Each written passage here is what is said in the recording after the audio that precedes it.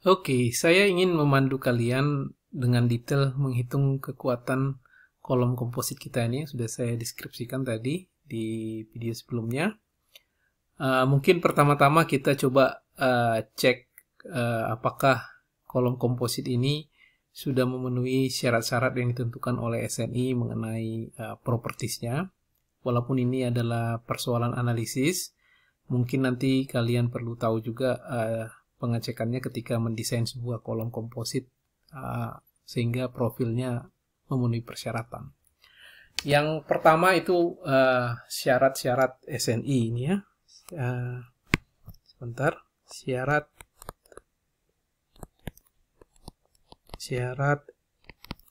SNI untuk kolom komposit. Yang pertama disebutkan adalah bahwa luasan steel ini harus lebih besar dari 4% luasan grossnya. Ya, kalau kalian lihat di tabel baja ya untuk WF ini, WF 300/1015 itu A grossnya adalah ini dia ya, tabel bajanya, dan ini luasannya 119 ini 119,80 ini ya. 119,80 cm persegi. Dan ini kalau kita bandingkan dengan 4% dari luasan agrosnya, yaitu 50 cm ya, satuannya 50 kali 50, ini agrosnya sama dengan 100 cm persegi. Ya, berarti ini oke ya, memenuhi syarat. Kemudian syarat yang kedua disebutkan tentang sengkang, jarak sengkang. Ini mungkin yang kedua A ya, karena di persyaratan 2 itu ada beberapa persyaratan. Sebentar saya perlihat. Jarak antar sengkang tidak boleh lebih dari 2/3 dari dimensi terkecil. Jadi jarak sengkang itu S, itu dalam hal ini kita pakai 300 mm. Syaratnya 2/3 dari 500, 333 sekian milimeter. Berarti ini memenuhi syarat ya. Jadi S lebih kecil dari 2/3 B. Ini oke. Syarat yang kedua B itu disebutkan bahwa V itu harus lebih besar dari 0,018 mm persegi per meter per milimeter jarak sengkang. Jadi kalau kita di sini pakai diameter tulangan, biasanya simbolnya itu begini ya, 10 mm. Berarti AV-nya itu adalah, kita pakai yang rumus ini saja, 1/4 V kali 10 kuadrat ya.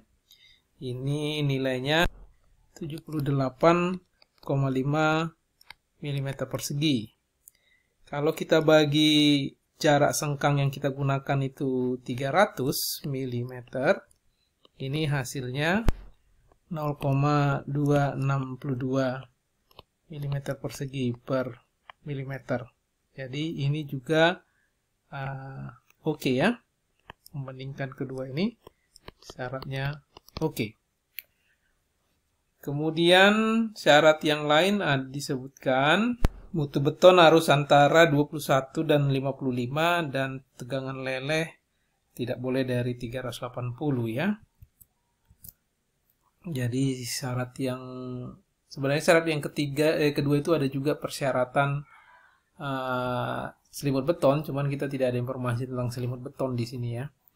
Jadi syarat yang ketiga, FC prime itu antara 21 sampai 55. Kita menggunakan 25 MPa. Berarti kita memenuhi syarat, oke. Dan syarat yang keempat, FY baik yang steel ataupun FY yang reinforcement itu harus lebih kecil dari 380 MPa. Yang kita punyain, kita tadi ini tadi udah saya sampaikan, ini BJ-nya ini 240 MPa ya. Kalau ini tadi di tabel bajanya tadi sebentar saya perlihatkan lagi. Itu baja tulangannya atau di presentasi saya yang paling akhir tadi ini ya. Ini 280 sesuai dengan nomornya itu ya, melihatnya ya. Itu berarti yang minimum 280. Berarti ini FY-nya 280. Berarti kita juga FY steel 240 MPa, FY reinforcement 280 MPa. Berarti kita oke, memenuhi syarat ya. Ya, ini hanya sebagai sedikit pendahuluan saja bahwa profil-profil yang kita gunakan ini atau properti yang kita gunakan sudah oke.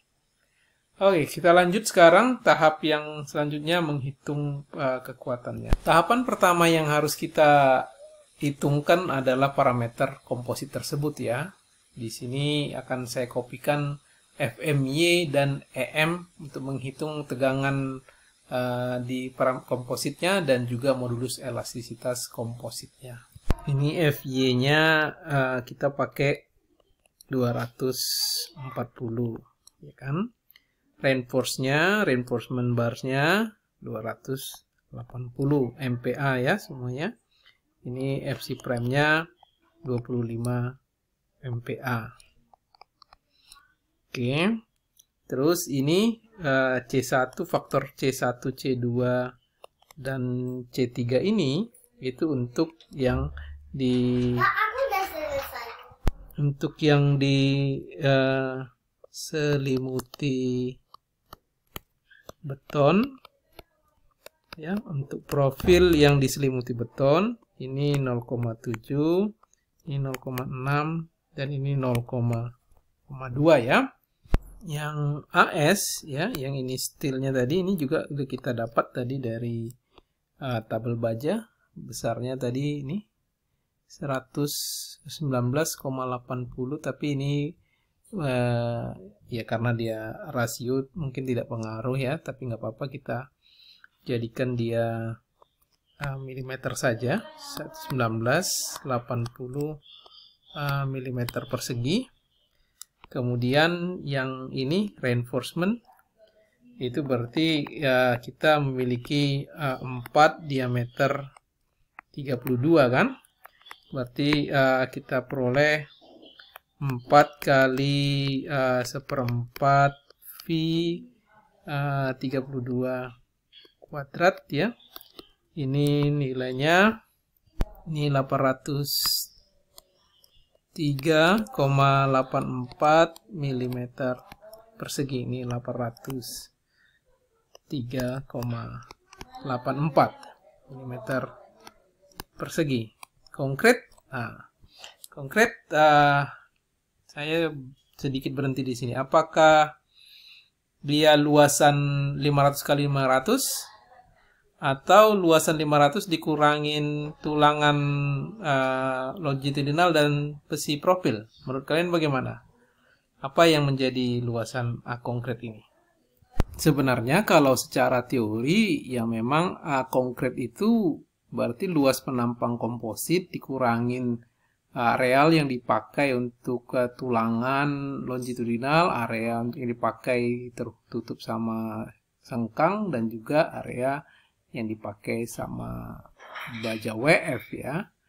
Tapi kalau kalian ingat di struktur beton, ketika kita menghitung luas penampang, walaupun ada baja, tulangan dan sengkang di situ, luas betonnya adalah luas keseluruhan. Jadi dengan menganggap konsep itu, sekarang berarti betonnya hanya luas grossnya dikurangin luas penampang baja WF-nya, baja profilnya. Sementara tulangan-tulangan rebarnya, baja tulangan tidak dipengaruhi ya. Jadi sebenarnya di sini kalau saya bisa tuliskan, ini A gross dikurangin AS ya sebenarnya di sini. Jadi AC adalah 500, kita pakai yang 500 ya milimeter dikurangin dengan 1980 sama dengan ini 238,020 milimeter persegi ya.